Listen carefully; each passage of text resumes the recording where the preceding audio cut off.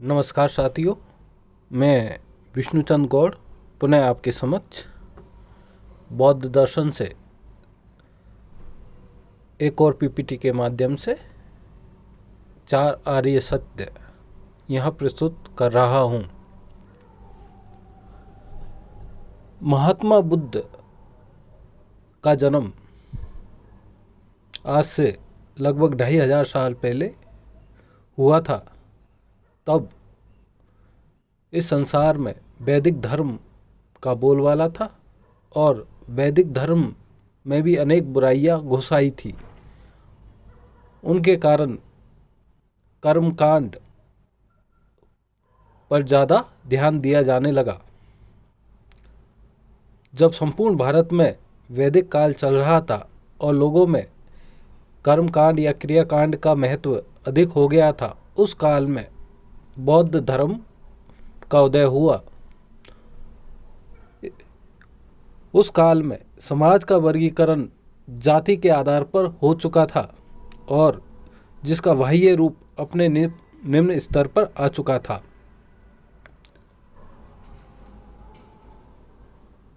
कम संख्या वाले ब्राह्मण बहुसंख्या वाले शूद्र और वैश्य समाज पर प्राबल्य रखते थे।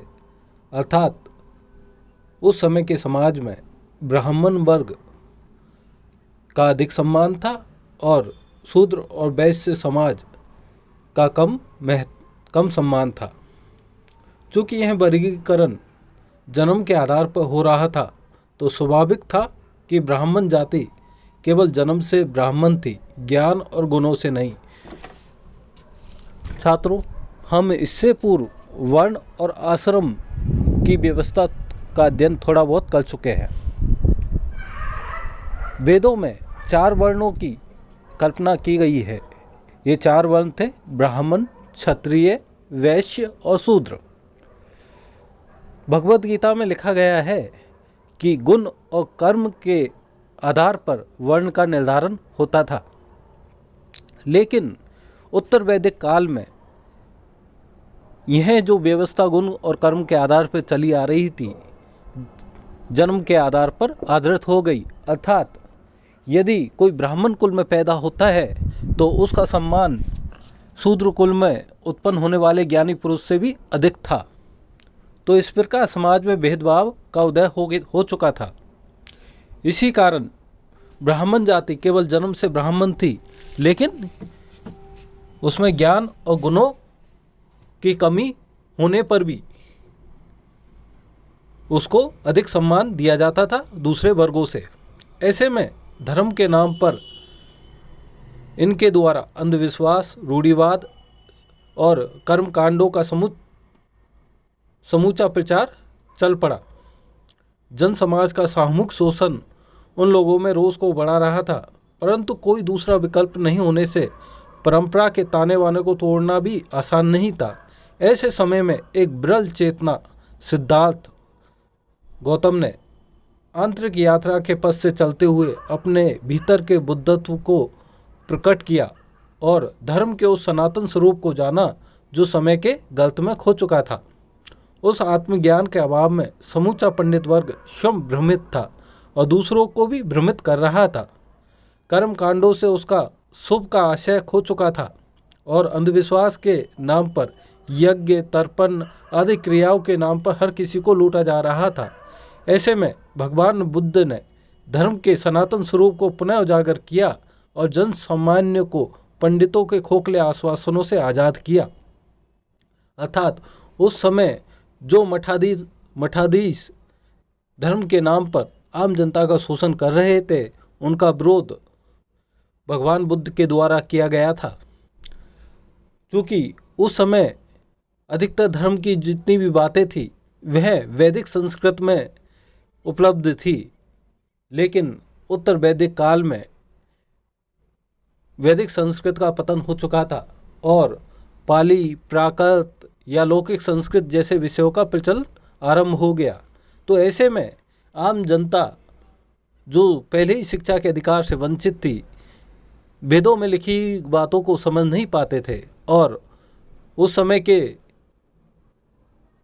ब्राह्मण वर्ग में कई लोग ऐसे हो गए थे जो केवल आम जनता का शोषण करते थे और उसी कर्मकांड के नाम पर यह परंपरा जन्म के आधार पर जारी रखना चाहते थे।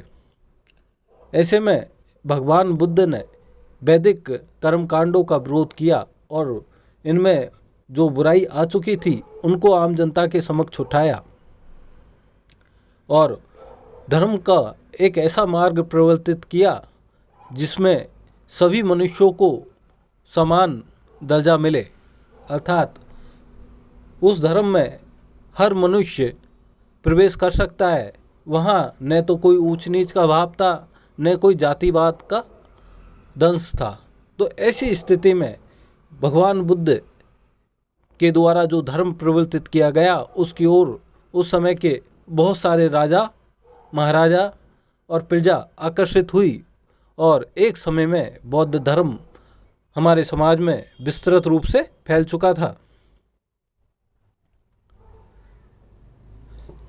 ब्राह्मणों के अर्थहीन क्रियाकांडों ने जब लोगों के भीतर सही विचार के द्वार बंद कर दिए थे, तब भगवान बुद्ध ने जन समाज को अपने मौलिक विचार की शक्ति से अवगत कराया। यहीं से एक नए युग का आरंभ हुआ, चूँकि हर काल में मनुष्य की मूलभूत चाहत होती है दुख से मुक्ति और सुख की प्राप्ति, और इसी इच्छा का दुरुपयोग करके पंडितों द्वारा जन समाज को गुमराह करके लूटा जा रहा था। ऐसे में भगवान बुद्ध ने 4 आर्य सत्य की स्पष्ट और जोरदार प्ररूपणा की, अर्थात 4 आर्य सत्यों का उद्घाटन किया।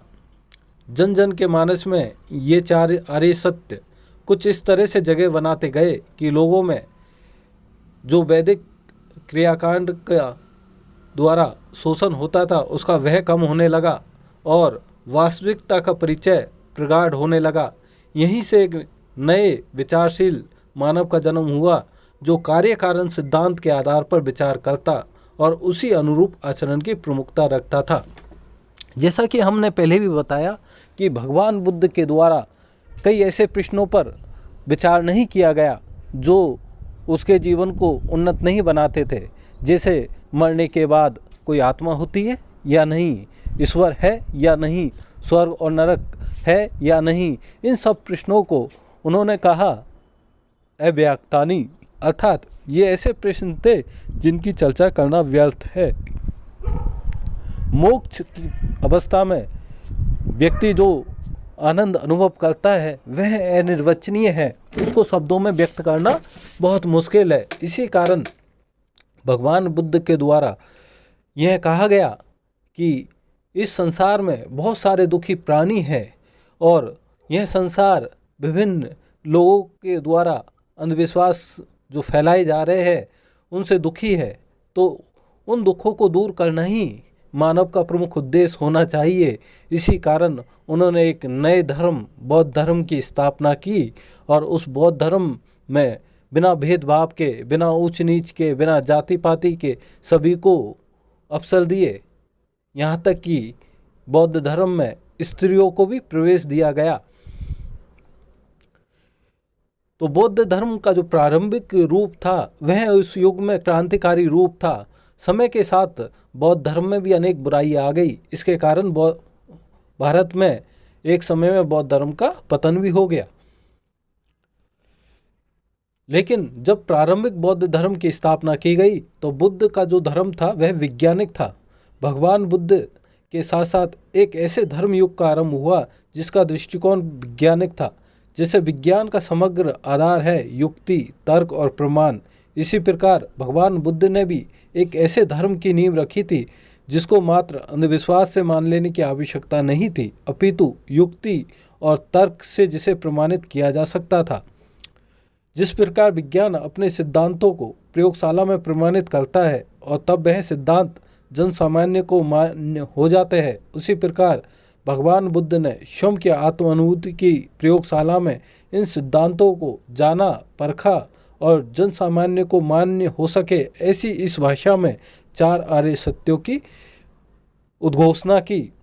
भगवान बुद्ध के धर्म को वैज्ञानिक इसलिए भी कहा जा सकता है क्योंकि यह किसी भी काल में और किसी भी क्षेत्र के लोगों को मान्य हो सकता है।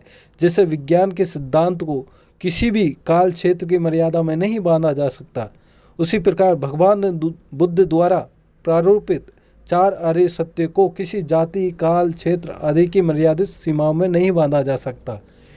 इसी कारण 1956 में जब अंबेडकर ने भारतीय हिंदू समाज में ऊंच नीच, जाति पाति की भावनाएं देखी, तो उन्होंने एक ऐसे धर्म को चुना जो इन सब चीज़ों से दूर हो और वह धर्म सभी लोगों के लिए समान अवसर प्रदान करे। तो उन्होंने विभिन्न धर्मों का अध्ययन किया। उन्हें वह राह न तो ईसाई धर्म में मिली न इस्लाम धर्म में, उन्हें वह राह मिली बौद्ध धर्म में, जो कि वैज्ञानिक धर्म था। तो छात्रों, हमने यहाँ पर बौद्ध धर्म का उदय किन परिस्थितियों में हुआ उसका अध्ययन किया। अब इससे आगे हम 4 आर्य सत्यों के बारे में बात करेंगे। भगवान बुद्ध के द्वारा 4 आर्य सत्यों के रूप में अपना संपूर्ण ज्ञान आम जनता के समक्ष रखा गया कि संसार में दुख है, दुख का कारण है, दुख का निदान हो सकता है और दुख निदान का मार्ग भी है। तो भगवान बुद्ध ने इन 4 आर्य सत्यों के द्वारा लोगों के जीवन में प्रकाश का संचार किया। तो हम उसका अध्ययन एक दूसरे वीडियो में करेंगे। धन्यवाद।